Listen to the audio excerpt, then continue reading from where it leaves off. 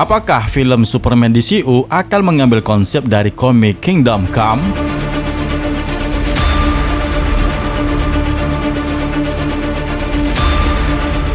Hai semua, apa kabar? Ya, semoga kalian sehat-sehat saja. Bagi yang belum subscribe, ayo berlangganan dan aktifkan tombol notifikasi channel DC Indonesia. Sukses untuk kita semua. Yeah!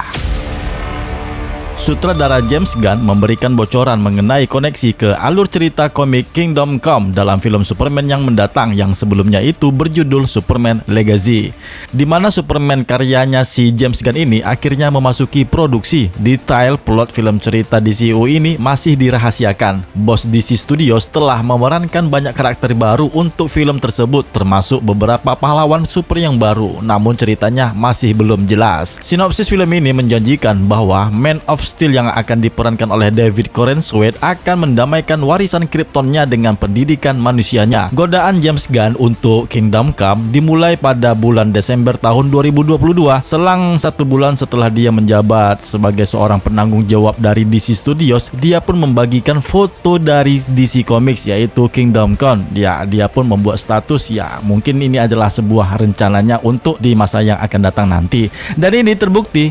Sekarang saat ini produksi film Superman baru saja dimulai. James Gunn mengungkapkan logo resmi untuk Man of Steel yang baru, meskipun skema warna merah dan kuning pada logo mungkin membedakannya dari warna merah dan hitam pada lambang Superman Kingdom Come. Tentu saja membuat hal ini pola uniknya itu menunjukkan kesamaan yang jelas. Oleh karena itu, untuk menjelaskan Kingdom Come kerajaannya DC ini, pertama tentang apa itu cerita komik Kingdom Come, di mana cerita komik ini hanya terbit sebanyak 4 edisi buku komik yang ditulis oleh Mark Waid dengan berlatar belakang dunia alternatif di masa depan. Cerita komiknya bisa kalian singgah di channel ini, linknya ada di dalam deskripsi, cek aja. Di mana kisahnya itu mengeksplorasi dunia di mana pahlawan super utama Justice League seperti Superman dan yang lainnya telah pensiun karena masyarakat mulai menunjukkan preferensi terhadap pelindung generasi baru yang lebih bersedia menggunakan kekuatan mematikan. Namun, sebuah tragedi yang ada di Kansas menyebabkan kematian Captain Atom, menyebabkan ledakan nuklir yang sangat menghancurkan wilayah Midwest Amerika, menyebabkan juga banyak korban jiwa, dan para pahlawan super yang baru kini semakin melampaui batas kesadaran mereka. Karena itulah kemudian Superman mengakhiri masa pensiunnya saat dia kembali untuk menyusun kembali Justice League dan memulihkan ketertiban yang ada di dunia, yang sehingga menyebabkan konflik antar generasi antara pahlawan super baru yang kekinian dengan pahlawan super yang lama. Sekarang ini bagaimana pula Kingdom Come itu terhubung dengan filmnya si Superman James Gunn nantinya? Karena film Superman yang akan direncanakan James Gunn ini akan memulai dunia pahlawan super DC yang baru dibandingkan berfokus pada dunia yang lebih tua dan bermasalah. Kemungkinan koneksi ke Kingdom Come pada awalnya mungkin tampak membingungkan. Karena ini salah satu perbedaan utama antara Superman DCU versi Kingdom Come nantinya terletak pada usia Man of Steel.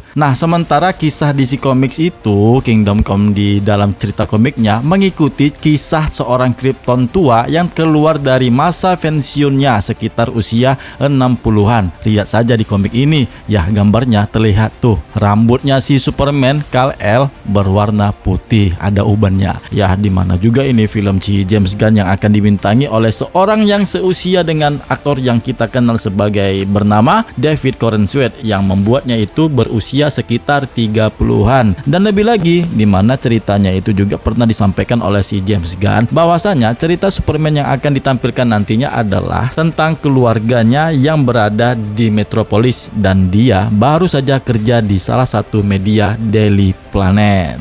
Mungkin saja ini kisah Superman ini malah akan berkisar pada Kal-El muda yang menjadi sorotan sebagai pahlawan super untuk menginspirasi harapan baik terhadap pahlawan super yang sudah ada yang mungkin tersesat maupun generasi yang baru. Di mana film DCU yang pertama ini yang akan dirilis ini telah mengumumkan beberapa pahlawan super yang akan muncul di luar Man of Steel, termasuk Mr. Terrific yang akan dibintangi oleh Eddie Getegi, Hawkgirl yang akan dibintangi oleh Isabella Merced. Ada juga Metamorpho yang akan diperankan oleh Anthony Carrigan, dan Green Lantern yang akan diperankan oleh Nathan Fillion. Hal ini bisa saja ya terjadi pada The Authority, sebuah film DCU yang akan dibintangi oleh sekelompok pahlawan yang terkenal sinis dan brutal, di mana anggotanya ini termasuk The Engineer yang akan muncul di dalam film Superman nantinya akan diperankan oleh Maria Gabriela De Faria. Bisa jadi nih termasuk di antara mereka yang berada di garis depan para pahlawan yang lebih brutal ini. Dengan demikian, Kal-El dapat menyampaikan harapannya kepada para pahlawan yang lebih tua dan yang lebih mapan, serta meletakkan dasar bagi banyak karakter baru yang akan bergabung dengan DCU di tahun-tahun yang akan mendatang. Jadi, meskipun Superman tidak akan menjadi pahlawan pertama di dunia ini karena dia akan bergabung dengan alam semesta di mana pahlawan super sudah ada, kedatangannya seharusnya menandai titik balik dalam saga DC kali ini, dan dengan demikian menjadi titik menarik untuk memasukinya. Meskipun saat ini sebagian besar masih berupa dugaan, ada tanda-tanda jelas bahwa Superman akan mengambil inspirasi dari alur cerita komik Kingdom Come. Namun hal ini kemungkinan besar akan menghasilkan penggunaan premis dan tema dasar yang lebih dangkal dibandingkan dengan adaptasi langsung terhadap cerita dan kejadian di dalamnya. Nah, itulah dia penjelasan mengenai apakah film Superman nanti akan diadaptasi dari komik Kingdom Come. Tulis pendapat kalian mengenai video ini, share jika berkenan, like jika kalian suka, dan see you next time. Sampai jumpa di video yang lainnya. Bye.